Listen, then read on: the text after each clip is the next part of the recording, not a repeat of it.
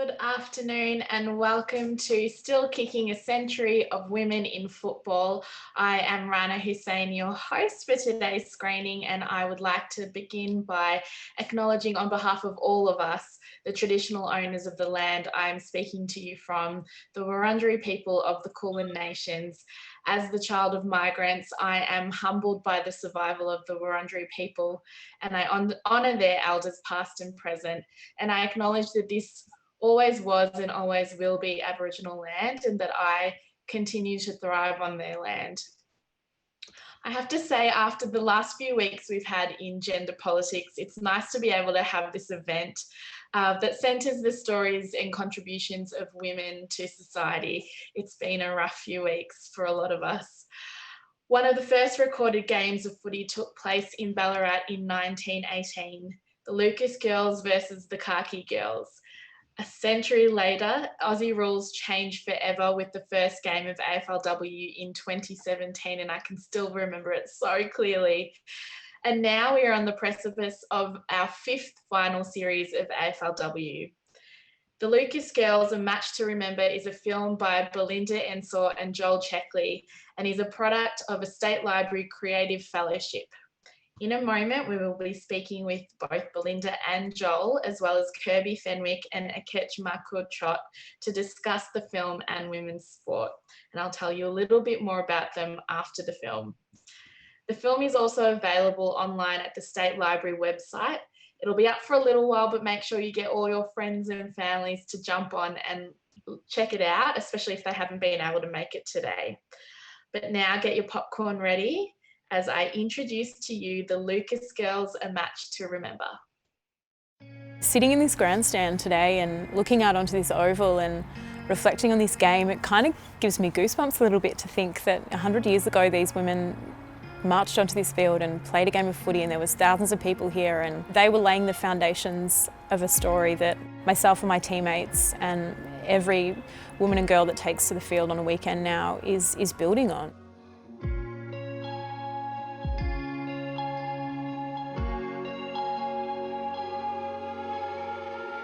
In 1918, Australia was obviously in the midst of World War I. The Lucas Girls, who were employees of a local textile factory, they were involved in building the Avenue of Honour, and there was an idea to build an arch. What they decided to do to fundraise for that was to play a game of football.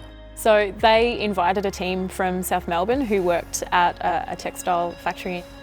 There were so many ways they could have fundraised. They chose a game of footy, and I think that's really remarkable and tells you a lot about them as women. At a time when there were many around the world that were saying football is not appropriate for women, whatever code it was, perhaps having their parents or the church or other institutions saying, ladies, we don't even want you playing football, that has seeped into their acknowledgement of their involvement. Prior to this year, I didn't even know about that game. I've lived in Ballarat my entire life, didn't even know that, women's football had helped build the Arch of Victory, which is an incredible part of Ballarat for tourists and for locals. I remember speaking about this 1918 game a few weeks ago at a function for Adan, and so many people in the audience had no idea that this hugely historic event had taken place in their town. It's the first recorded game of women's football in Victoria, and it happened in Ballarat. So that is something that we should be really proud of, and it is something that we should celebrate. When I was growing up, there was limited football opportunities for girls, and Dad wouldn't really let me play with the boys. I grew up with a bunch of boys that played footy, and all I wanted to do was be an AFL footballer, and unfortunately that wasn't a possibility, which I learnt at about the age of 10. There should be no, oh no, this sport's designated for a boy and this sport's designated for a girl. It should be open to anyone who really wants to play it. It's fantastic that this initiative was organised by the grassroots of the game, if you like. We thought it was a fitting project to do something to commemorate that game. The thought was there to play a match, Rodan versus Ballarat. It's really significant for me that we remember these games and remember these women and what they did and what they contributed. To remember that story, to remember them, and to make sure that the young girls that are playing now are aware of that history, and that's something that they're building on every time they take to the field. So they caught the train up on the Friday, and there was all sorts of processions and bands and all kinds of things happening, and they had 7,000 people packed into Eastern Oval, which is pretty significant. These women were on the big stage for the first time playing a football match in public. They would have been packed so deep around the ground, like you could just imagine. They were wearing skirts and tights, which would have been hard to play in. Could they really play? Is it going to be a fair income contest? All of those fears were allayed in the first quarter when, as the newspaper said, they really meant business. I feel so good when I play footy, just going after a ball and tackling a few people to knock them down. Getting out there, using your body in really fun ways, whether that's chasing or tackling or Corralling people and when to attack, when to push, when to hold. I love vigorous physical activity, and football just has all of those elements. What endeared the game to the public was the fact that this was a real contest. The women weren't giggling, the women weren't treating it as a joke. The women had been training hard. And they raised something like £350, which I think is equivalent to about $30,000 today, which is amazing. In the same way that landscape was changed when World War I broke out and the women immediately took up playing women's football, it's almost the reverse. When World War I ends, men were returning from war and things, if you like, were returning to normal. It's strange to say, if the war had gone on a little longer, it might have changed the course of women's football history. Women playing football has been something that has been so foreign to so many people, and I think that's another reason why the story wasn't sort of remembered. Even though it was unusual and got a lot of press coverage, I don't think there would have been a great deal of support to be sort of remembering those women and celebrating those women moving forward. But we get to do that now, and I think that's really important, regardless of how many years have passed, that we get to remember them and to celebrate them. Redan developed these special jerseys that had not only all the Lucas and Carkey girls that originally played 100 years ago, but they put the name of every female footballer that's ever played in Redan on the front of their jerseys. So whoever won out of the two teams got a cup for the 100 years of female football. So we have the Lucas Girls Centenary Shield, which Redan and Ballarat will play off for from now on. And we also struck a couple of best on ground medals, and they were named after the respective captains of the Lucas Girls and the Carkey Girls. So it's just another way we can cement the story and remember them and be always reiterating what they did and how important it is. I think we've come a long way in the last couple of years with regards to women and girls playing football and the access that they have and how easy that is for them to do. But there has been some pretty significant barriers. There's still lots of big things and lots of little things, but we are chipping away at them. And unfortunately, some people have to be the pioneers and they have to cop the worst of it. And I think the women that are playing in AFLW now are those women. And they're heroes, and we will remember them for decades to come. And hopefully in 100 years' time, people will be celebrating what they did. And when you talk to the younger players, it's already happening. They don't see anything as being a barrier. When the mud comes out on the oval, they're just as excited as the boys are to play football. That 1918 game, as much as it may have been forgotten from the narrative of Aussie rules football, it laid the foundation of something. It's a stepping stone for us women in football. It just makes us believe that, footy is for girls. It's a really significant story, a really special story, I think, not only for the history of Ballarat, but also for the history of Aussie rules.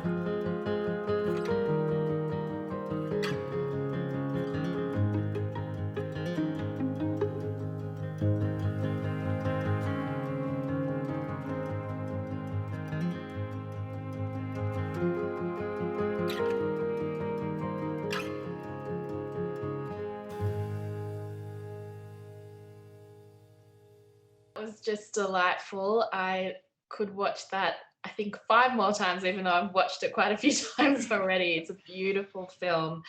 I'm going to jump straight into our discussion because we don't have heaps of time together.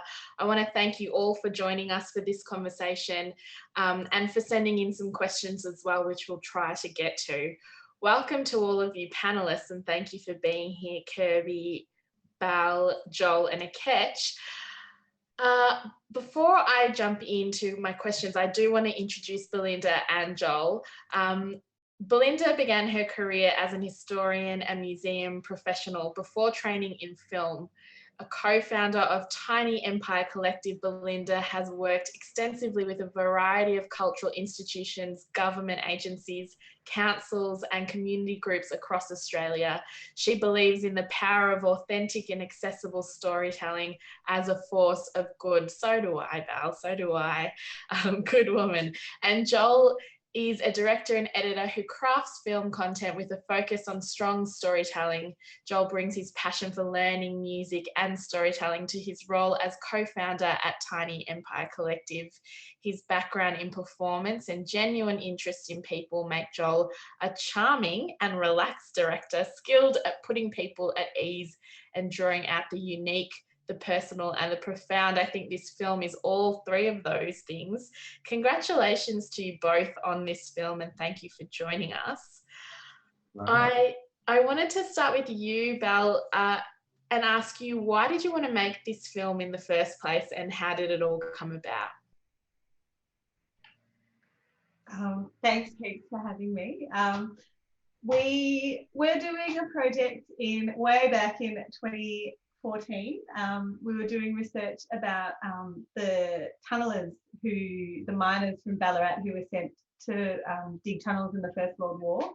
And, we're looking for really Ballarat specific images and that sort of stuff for that project, and came across this booklet with a photograph of 2 women's football teams from 1918, which, is pretty amazing. It's an amazing photograph. I think it's the photograph on the front of this event, and we sort of thought, how has this happened, and how do we not know anything about this? Did some Googling, found that there's a historian and academic, Rob Hess, had written an article about it, and thought, this is a film we want to do. This is a story we think people will love, and so we applied for a State Library Fellowship. Joel, what's your relationship actually for the both of you with AFLW or women's footy? Were you fans? Did you love it already, or was it something that you came to new? Well, I think we're both pretty novices in the area of sports in general, which is a shameful secret given we're Melburnians. But I think what really inspired us about the story was just how kind of hidden and buried it was. And as things started to evolve, and as the AFW sort of seemingly disappeared out of nowhere and just sort of exploded, our interest in the project grew even more. I think just in that sense of momentum and celebrating something that had such a long history, but wasn't really known or connected in a strong sense. We were talking about before we were on air about how hard it was to actually get information about this game that was played. Can you tell us a bit about your research process and just how much information was there for you to make this film? Well, we were expecting to kind of swan into Ballarat and for people to have family stories and photo albums and pieces of uniform, and we really thought that we would find lots and lots of material, and there's certainly lots of articles in trove from the time, so from the Ballarat Courier, but there wasn't very much else, so we couldn't find anyone who was connected. We couldn't find any pieces of uniform. We spent a lot of time looking through the Gold Museum's collection, because they have quite an extensive collection of Lucas Girl material, but they didn't have anything. The Lucas Girls had an archive, but it burnt down in the 50s, and so we sort of hit a wall kind of maybe a year into the project, where we sort of thought, there's not much of a story that we can tell. It's going to be a pretty boring film. I think I was sort of probably more, relaxed about it, not having a historian's brain and eye for detail like Belle did. I think Belle was sort of like, oh my God, we've promised to make this film and it's going to explore this story, and we can't find anything other than this photo and an article. But I was sort of like, there's definitely still a story there, and there's definitely, it will come to light. And it was kind of magical the way that it did come to light, which was, we just gave it some time and sort of kept speaking to various people, and then lo and behold, we came across, Kirby and everything that they were doing with the story, and that had nothing to do with us at all, and that was really serendipitous, and kind of the magical part about storytelling is that sometimes those things come out of nowhere when you least expect them. What in the learning that you have done in making this movie, and watching it, I'm so curious about who these women were and what their lives were like. What did you learn about who they are? We certainly found out bits and pieces about them, and the captain of the Lucas Girls team was a very famous Lucas girl. So she was someone that is well known, her name in Ballarat, and the other. Both the women in the Khaki Girls team and the Lucas Girls team were all women who worked in factories supporting World War One. So, they were all pretty amazing. I think after the war, lots of them, they moved out of Ballarat, they got married, they left town. Their lives moved on, and, it was September in 1918 that this match happened. So the war ended, and all of a sudden a match of women playing football was just totally eclipsed by hundreds and thousands of servicemen returning home and women being forced out of industry, and the world changing so rapidly. I love that they played this game in September. September is such a special time for football fans.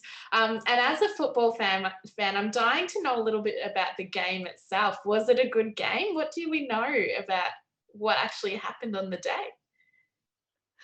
I think that it's Rob Hess who reflects on this, and he says that everybody thought that the game would be a bit of a joke, but then it was very obvious that the women could play and that the Lucas girls won the match. And there is some footage of in the film. There's this footage that was shot in 1933 of women playing football, which is just amazing footage. And that is in a British archive somewhere. And that, you can see that the women, they are amazing. They can play. If you were to hazard a guess as to what kinds of women these were, how would you describe them? Well, I think that a lot of the stuff that we did uncover in our research was around the Lucas girls, and that part of the story is quite known. The fact that they played this game of football, as Bill said, sort of got swept under the rug of history when the war ended, and that became much bigger news, and everything shifted so quickly. But I think they must have been remarkable women to have been thriving and showing up and maintaining all of this stuff while all the men had sort of left Ballarat for the war effort. And then to find the time and the energy to then pull together and play not just a game of football for a laugh, like Bill was saying, Rob Hess mentioned, they trained and they put in a whole lot of effort, and they played a serious proper game of footy. And that's just so inspiring that, in amongst all the turmoil and everything else that was going on, they came together and played that game. So, and that went on to, as the film explores, raise the money for the Arch of Victory and all this other great stuff that came from them. So, yeah, I'd love to have a time machine and be able to go back and interview them all, and all sort of how they came to that point. But I think our best guess is that they were, really committed and passionate and resourceful people that just made the best of it. God, I would love to have a cup of tea with those women.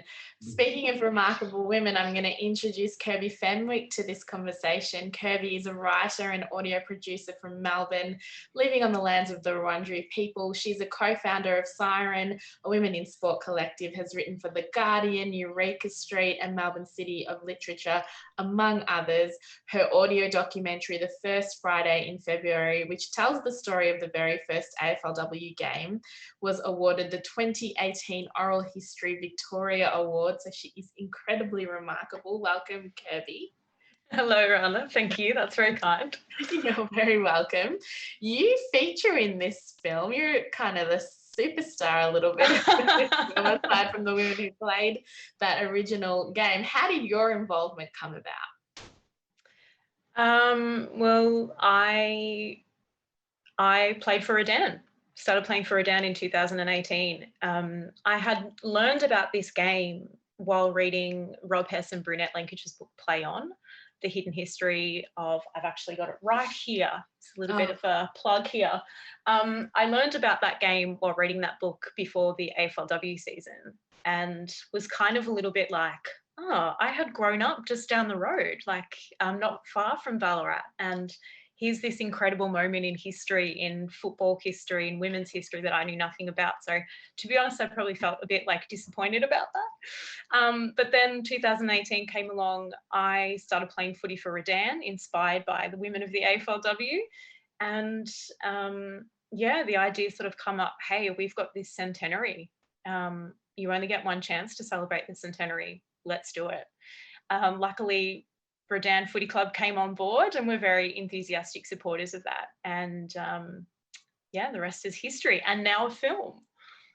Absolutely. What was the response like from the women that you play with about this story? They were really, really enthusiastic about it. They were really excited about the opportunity to celebrate the Lucas girls and the Khaki girls. Many of them had no idea. Ballarat locals, born and bred, and had no idea about this story. So yeah, they were all really, really excited to be a part of it. It was such a lovely day. There was such a wonderful vibe there, which I think you can sort of get from watching the film. And it was just a really, really lovely day. And they were all stoked to be able to wear our special jumpers and celebrate 100 years of women playing football. You spend a lot of your time telling the stories of women in sport.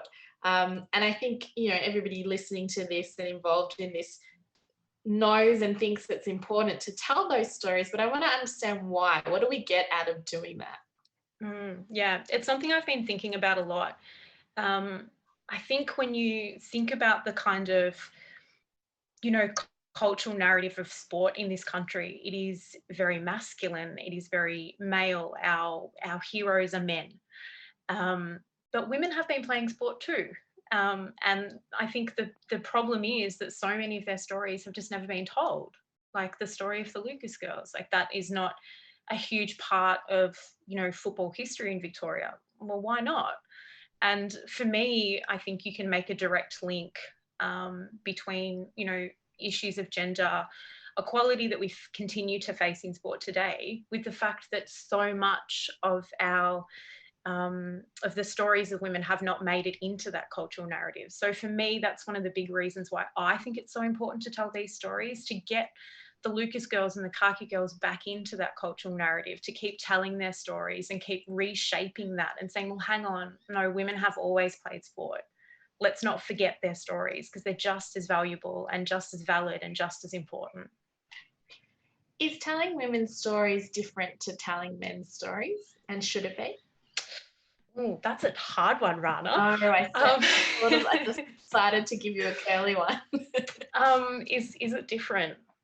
I think it kind of is, and not. I think it probably is about that what the social stuff and the political stuff that exists around women playing sport. They're different because of those things. It's not that the sport that they're playing is different. It's not that they kick a football a different way or, you know, take a mark a different way. It's all the other stuff that exists around them. And so I think that does change the way that you tell those stories. Yeah. Absolutely. You're a co-founder of Siren Sport. Is it part of your work to honour the legacy of the current cohort of women playing football? And what should we be doing now to make sure that their stories aren't lost to future generations? I think luckily we live in a very different world now in many respects. I don't think the stories of women like Daisy Pearce or Sabrina Frederick or Kiara Bowers are going to be forgotten. Because they are being told so much, and there is such a desire to hear those stories. I don't think that means that we should rest on our laurels and just assume that it'll take care of itself. I still think we exist in an environment where you have to work hard to make sure that those stories are cemented in that narrative and that those women are not forgotten. How do we do that? I think we just keep talking. We just keep making films and we keep writing stories and we keep making podcasts and also and art and writing books and all sorts of things. We just keep doing the work to make sure that those stories are there. Absolutely, I couldn't agree with you more. Speaking of the current cohort, we've got Akech Makur-Chott, who is having network issues, so we're just going to be blessed with her voice today and not her face, as lovely as it is. Akech is known for her elite athleticism and long kicking. The rebounding defender brings an impressive dash off half-back, joining Richmond's VFLW program in 2019 after crossing over from Carlton. Makur-Chott was elevated to the Tigers AFLW list and has been a much-loved member of their side ever since. Akech was born in South Sudan and spent 9 years of her childhood in Kakuma, a Kenyan refugee camp, before arriving in Australia at the age of 12. She is a leader in the football world, having worked at the AFL and playing for the Tigers, and is a sought-after voice when it comes to inclusion and diversity as well, and is an amazing dancer, I have to say, and can break out into dance at any given moment. Welcome, Akech. Thanks for joining us. Thank you so much for having me. No problem. You play in the AFLW. How do you feel knowing there's this long history behind you of women playing this game? It's really awesome. I think as football, like female footballers, we've heard that there was this long history of, women that played before us, but we didn't really have, I guess, videos and things like for example this great movie that's out now, that as the young girls that are coming up, they're going to be able to look at that and go, wow, there were actually women before me that paved the way for me to have to be the player that I am today. So yeah, it makes me really excited for the future of the game, and the future for the women, because without those women going to pull on those long sleeves and shorts to go and play, we would not be here today. So yeah. Aussie rules can be a really difficult place for new communities or marginalised groups, and I can imagine maybe some of the women in this film also feeling on the outer of that culture. What do you want people who feel on the outer of the sport to know about the game and its culture, whether it's good or bad? I think I want people to know is that footy is a very inclusive game, and that especially for me, I started out as a soccer player, and I remembered when I used to go, you kind of just go and play soccer and that's it. And your soccer mates are your soccer mates, but footy is just different. The way it's been structured around community and that family environment, and I think that's what makes people like myself who come from so far away but yet can feel so welcomed and so loved in the game, because I bring something that's really exciting and something that people love and people go to watch the footy for. So I really always encourage people to give it a go and to give it a try, because it might not be the same in all the clubs. There's some clubs that are well aware and well ahead of other clubs, and I think as a family, if you're a newly arrived migrant family, going and getting involved in your local football club really helps you actually connect into the community and really understanding what are the different things that go on in the community, and actually meeting your next door neighbor, because you might be playing with a kid that lives next door and you don't know. So those are some of the things that footy allow for you, and just that sense of belonging. So I always encourage everyone to get involved.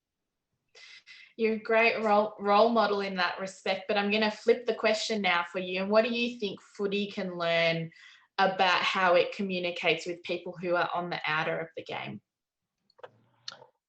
I think footy can learn that, we have a huge responsibility as an industry, and that we are everyone looks to us for solutions. Everyone looks to us for, what's the answer, what's going to come out of the AFL, what's going to come out of this space. So I think we can be the front runners of actually, being being the first in all the initiatives that happen, and actually having a really strong voice, because we have such a diverse group of people that play, and it's really important that those voices are actually represented out in the media, represented out in the community, and for us as an industry to take a massive stand. And especially looking at things like, for example, being an AFLW player, you know, we are working so hard to, you know, make names for ourselves, as Kirby said before, you know, the household names of, you know, you have Sabrina Frederick, you have Kiara Bowers, and you have such an amazing group of women. But for us, we don't get the reflection that, you know, we deserve, because we have to work so many different jobs to be the professionals that we are. And until we get to a level of full-time professionalism, I guess people don't have the capacity to have a go at us at the level that the sport is at, because for us, we're operating right now as semi-professional athletes, and that doesn't really allow for us to spend a lot of time on football, if that makes sense. So I think that everyone in the community can then start going and say, hey, actually it's time to really push for these women to be full-time athletes. And I know it's going to come in the future, but I think that needs to be a conversation. It needs to be louder, because at the moment it's just like something people talk about, but it's not loud enough. Absolutely. I couldn't agree with you more. I want to fist pump the air.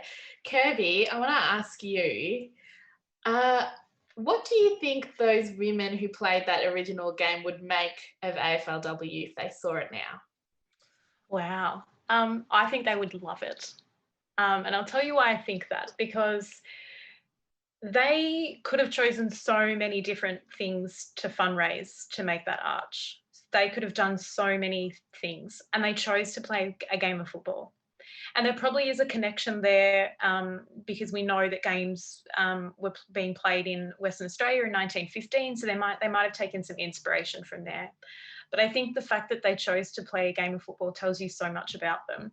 And I don't know if Belle and Joel know this story, but I did find out that at some point when they were building the arch, there was something going on and they couldn't get the bricks to the arch. And so the Lucas girls just went and got a truck, loaded the bricks up themselves and drove it up there and unloaded them. I mean, that tells you so much about who they were.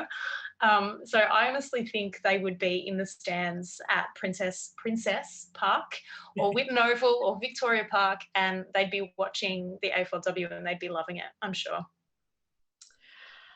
I'm interested in knowing, Ketch or Kirby, either one of you can field this. What was it that set the groundwork for AFLW to really flourish as it has? We're in our 5th season now, and people can attest that it's just grown and grown and grown and gotten better. But what was the groundwork that was laid to get it to this point? I'll jump in if that's okay. I think I actually worked on a story with Siren, with one of my co-founders, Gemma, last year about the history of women's football in Queensland. And I think what the AFLW sits on today is not just the Lucas girls who played in 1918 or, you know, the women that were playing in Perth in 1915. They also sit on the foundations that were established by the women who started state leagues all around the country from like the early 80s. So I think that sort of built a really strong base for the AFLW. And I also think that like we as a community were just really ready for it. We were really hungry for it. We had those couple of exhibition games. People were falling in love with the idea of women playing elite football. And I think it just kind of came at exactly the right moment. I'm so grateful that it was brought forward by a couple of years. I think we were really ready as a community, and I also think that there was that strong foundation that had been built by those women working in the state leagues around the country for, you know, decades. I want to ask a question about there are naysayers when it comes to women in sport. And I want to hear, you know, from any of you what you would say to people who think sport really isn't a space for women, or that the women's game is the sideshow and not the main event. What would you say to people who come at you with that kind of thinking? I can answer first. I think I always say to people, you look at the history of our Australian sports, and some of the top seeded people in this country right now are women. You know, you have the Matildas, you have the Australian Opals, you have Ash Barty, and I can just name so many incredible female athletes that are just killing it. So when we look at those female athletes that are right at the top of their game, that are, you know, winning all these Grand Slams and all these Olympic games and, you know, Olympic trophies and medals and the lot. And you look at that and you're like, hang on, why are we not getting the recognition and the support? You know, because the time for the naysayers is up now, and it's time for us as the yay sayers to just continue on with what we're doing, because at the end of the day, we know what we're doing, and that's all we just got to keep doing, showing up, because you know what, if the naysayers don't join us, they're going to be very left behind, and that's the problem, because we're going to continue winning those Olympic medals. You know, we're going to continue having #1 seeded. We're gonna still have AFLW, and you know, it's just, that's how things are going to be, and women are not going anywhere. We're here forever, and we're going to continue being here, and the process makes it better when we have people that are supporting us, and we just have to deal with people that are supporting us. And I think as female athletes, that's just what we deal with, what we can control, because the naysayers are things outside of our control, and they're there, but that's all I can say. Be a yay sayer, not a naysayer. I love Exactly. That. Got a slogan. Anybody else want to jump in on that question? I'd probably say that I just don't talk to them. Yeah. I'm not going to waste my time trying to convince anybody of the value of watching the AFLW or watching the NRLW or the W League or, you know, any women's sport. I'm not going to waste my time talking to them. I'm going to talk to the people who are active and engaged and want to be there and want to support and want to hear these stories. That's the people that I'm interested in talking to. So, and yeah, they'll get left behind, and I'm fine for that to happen. Yeah. Val and Joel, you mentioned earlier that you were kind of coming from outside of the footy world in making this film. What have you learnt about women's footy and women's sport in general in the process of making this? Well, I guess I feel like I had a little bit of a bias that football culture is really masculine, and it's something that I have always kind of shied away from. So spending this time at Redan Football Club, I had this really different experience of it being really inclusive and really open. And I think that sort of those ideas kind of shifted the way that I think about football culture. So it was a really positive experience.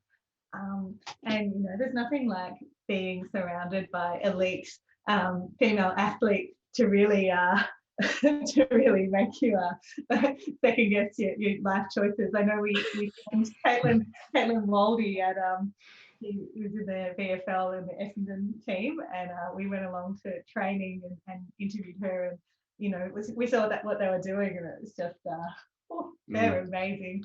I kind of thought I had a hard job setting up my cameras and carrying all my gear, and I was panting, and then I'm just looking at them just, you know, darting around and just, you know, moving constantly for an hour, and then she still has the breath to do an interview. And yeah, that was amazing.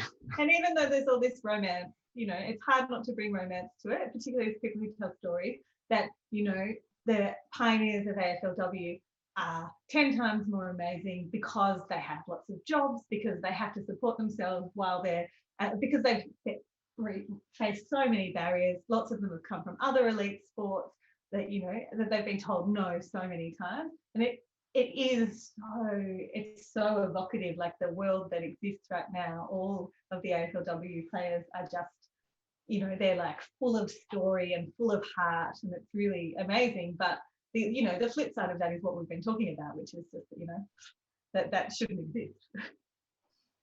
Absolutely, and I hear you. I spend my life talking about sport, people in sport and women in sport in particular, and I've questioned my own capability and womanhood many times in the face of their greatness. It is a little bit confronting. I want to ask all of you, what are some small actionable things that each of us can do today and every day to better support women in sport? Well, watch this film, first of all. I was going to say that, Kirby, but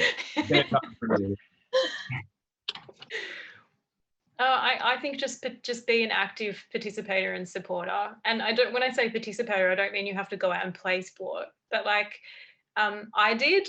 I went and played footy after having never played, and it was amazing. So I would encourage people to do that. But I think just turning the TV on, watching, going to a game, you know, buying a membership if you can, you know, buying merch, just like being an active supporter. Yeah, just getting involved in whatever way that looks like for you and however you feel comfortable doing that. Subscribe to Siren Sport. Also that, yes. Watch the movie, subscribe to Siren Sport. Akesh, have you got anything you'd like people to do to support you and women's sport better? I think Kirby really highlighted pretty much all of the things that I normally tell people. And yeah, it really starts by, I think people just underestimate the importance of showing up to games, you know, buying those merch and buying a membership. And, you know, following the players online on their social medias and stuff, because at the moment, what we're starting to find as semi-professional athletes is that we can actually start utilizing our social platforms as a way of bringing in that extra income to kind of relieve that extra pressure of having to work full-time jobs. So those are now opportunities that are now available with us, where you can have collaborations with other organizations or companies and do things with them, which kind of helps you a little bit. If you're a student studying full-time, you don't have to worry about money and all of that. You can focus on footy and all the other side hustles, I call them, you're doing as well. So yeah, supporting women is really important. You know, if you have a favorite you know, team, go on the social platforms, support the women pages as well, because they have dedicated women's. If you don't want to follow the men's, you can just go and follow Richmond's women or whatever it is, and just really being active and be a voice. You know, use your voice on social media. You know, you see something, you know, there's a woman being treated bad, or all those trolls, you know, the naysayers that we were saying before, you know, be one of those people. Go on Twitter, call them out, because I think time for sitting around and doing nothing is finished now. And especially as a very vocal member of the AFLW community, I'm such a big fan. You know, as much as I'm a player, I'm a massive fan of the women, and I've been a fan of these women for so long. And, you know, playing side by side and playing against these women, I get really offended when I see, you know, people having a go at them. So I'm always there interrupting that conversation. So I think there's so much that we can do as a collective, and it doesn't need to be me telling you or Kirby telling you. It's just do it, you know, being that responsibility for your neighbor, really. So yeah. Beautiful message. I want to finish by, we talked about the future of women's sport. I want to talk about the future of sports storytelling, and I want to ask Kirby and to both of you, Belle and Joel, what is your hope for the future of sports storytelling? Joel and Belle? Well, I think yeah, I was sort of letting Kirby and Akesh speak to naysayers and stuff before, because I think they're much more qualified to speak on that. But I guess more broadly for me, in a storytelling sense, I think sometimes minds are changed by learning about history and by learning about these small sort of forgotten and sometimes hidden stories. That it's a remarkable privilege for me and Belle to be able to engage with these stories and to help tell them. And this film is just like an example of something that can maybe light a spark and can go out into the community, and that it's not to get exposed sort of social or cultural shift, but yeah, sometimes it's those small tiny things that can help change minds and can help bring people along. So I think in terms of sports stories, I'd like to see more stories like this told. And I'd like to, like Kirby said, there are tons of them out there, and there are heaps of stories that just for whatever reason haven't been told, haven't been elevated. And I'd like to see, the trend continue, and for more diverse histories and current stories to be told and pushed down to the community and the broader world. And maybe for the focus of stories around sport to move away from racism and away from sort of stories of struggle and hopefully, because we as a society move away from there and are able to sort of start telling stories of triumph and diversity that naturally exists within the sporting world. Yeah, absolutely. Beautiful. Kirby, I'm going to give you the last word here. Oh, pressure. I just want more. I know that there are more stories. I've spent enough time on Trove. I know that there are, some remarkable stories, not just women, but, people from other diverse backgrounds. And by that, I mean, not white dudes. There are so many amazing stories, and we should want to know more of them and hear more of them and read more of them and see more of them. So for me, I just want more, and I will do my bit to try and tell more of them. Well, you do a lot of the heavy lifting, I have to say.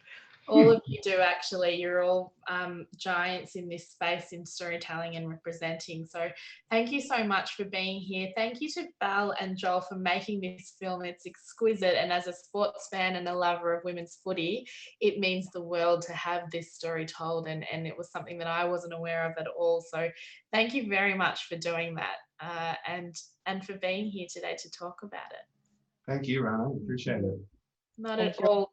To those of you who are watching, make sure you get to the State Library website where the film is sitting at the moment. And like I said, get all your friends and family to watch it, share it, because we want this story to be talked about as well. Thank you everyone for joining us, and have a wonderful day.